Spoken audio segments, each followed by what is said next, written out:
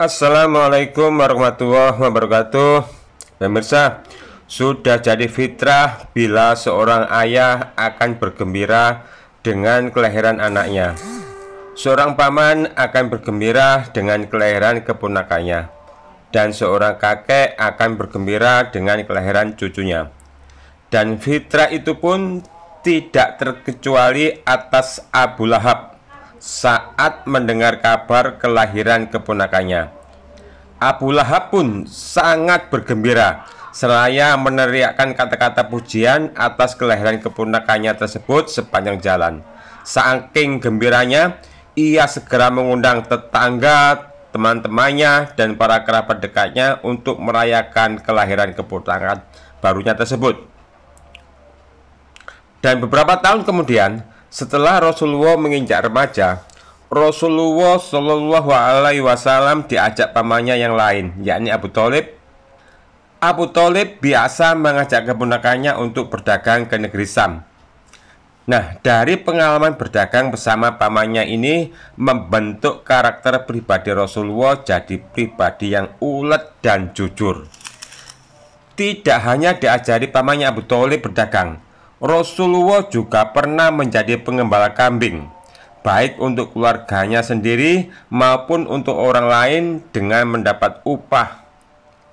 Nah, pengalaman ini pun membentuk karakter beliau dalam mengajarkan kesabaran, ketelatenan, tanggung jawab dalam karakter kepemimpinan.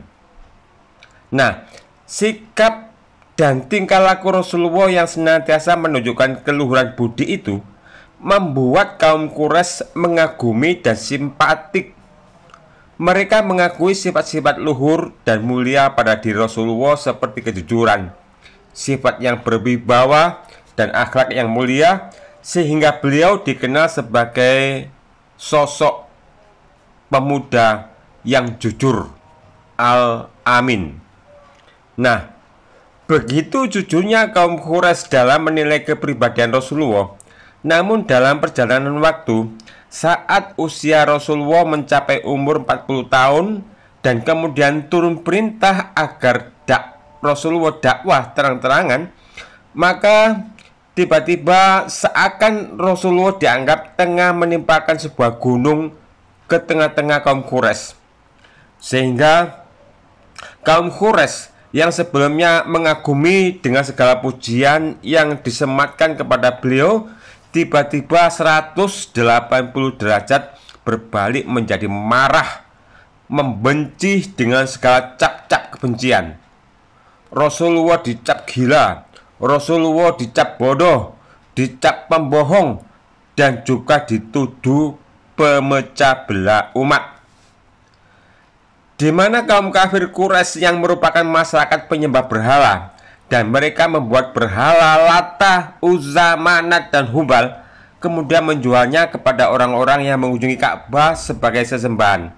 Sementara Islam yang dibawa oleh Rasulullah malah melarang manusia untuk menyembah selain Allah Subhanahu wa Ta'ala.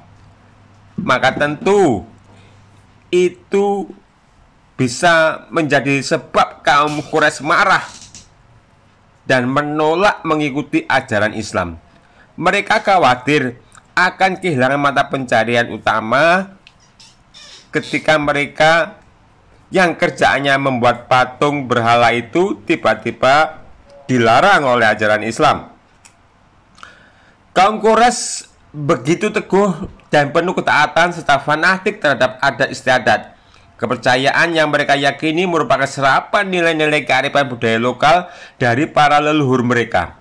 Sebab itu, para pembesar kaum Quraisy menganggap ajaran Nabi Muhammad SAW sebagai kepercayaan dan agama baru yang harus ditolak karena mengancam keberadaan keyakinan mereka. Syariat Islam yang disampaikan kepada kaum Quraisy dianggap oleh mereka sebagai ajaran yang tidak menjunjung tinggi kehormatan agama leluhur mereka dan dianggapnya sebagai ajaran pemecah belah umat. Maka dari saat itu kaum Quraisy merapatkan barisan untuk menentang ajaran Rasulullah, memusuhi dengan mengintimidasi, bahkan sampai usaha pembunuhan atas diri Rasulullah.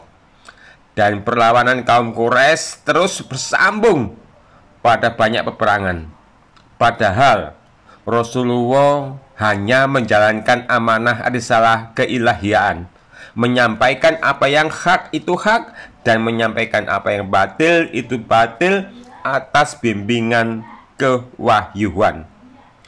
Nah pemirsa, dari kisah perjalanan masa remaja hingga masa dakwah di awal kenabian Rasulullah tersebut, bisa kita ambil pelajaran penting bahwa orang-orang kafir Quraisy, orang-orang kafir kalangan Nasrani dan Yahudi, mereka akan selalu menghadang dakwah Islam, memusuhinya, memeranginya hingga sampai Islam tidak didakwakan lagi dan kemudian mengikuti mila mereka. Dan hal itu juga persis sebagaimana yang dinyatakan pada firman Allah Azza wa Jalla, "Walan tardu angkal yahudu walan nasara hatta tattabi'a milatahum." Orang-orang Yahudi dan Nasrani tidak akan senang kepada kamu hingga kamu mengikuti mila mereka. Nah pemirsa, apa-apa yang dialami oleh Rasulullah tersebut di atas, maka bagi umat yang mengikuti jejak beliau, yakni umat sekarang ini, bisa dipastikan akan mengalami hal yang sama, yakni jika dalam berdakwah dilandasi dengan kejujuran, menyampaikan yang hak itu hak dan yang batil itu batil, menyampaikan yang sunnah itu sunnah dan yang bid'ah itu bid'ah, menyatakan yang syirik itu syirik dan memurnikan ajaran Islam itu kemuliaan, maka bila demikian jalan dakwah yang ditempuh, maka bisa dipastikan akan menghadapi permusuhan yang kuat sebagaimana permusuhan kaum kafir Quraisy jahiliyah terhadap diri Rasulullah. Pasti akan dicap dengan berbagai cap keburukan, cap-cap Wahabi, cap-cap Khawarij, cap-cap radikal, cap-cap pemecah belah umat, sampai pada menebar fitnah, pembubaran pengajian, bahkan membuat skenario licik agar ditangkap dan dipenjarakan hingga sampai pada pembunuhan. Nah, pemirsa, begitulah gambaran karakter orang-orang kafir jahiliyah ketika menerima dakwah Rasulullah. Dan begitu pula sama terhadap kaum munafik di era sekarang ketika menerima dakwah yang mengajak pada sunnah. Pilihan akhirnya kembali pada diri kita. Pilih model akidah yang bermotif fulus, yang penting dunianya aman, ataukah pilih akidah yang sebagaimana 3 generasi terbaik umat ini yang tak sepi dari permusuhan.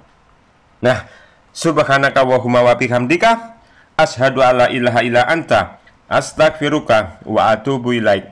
Wassalamualaikum warahmatullahi wabarakatuh.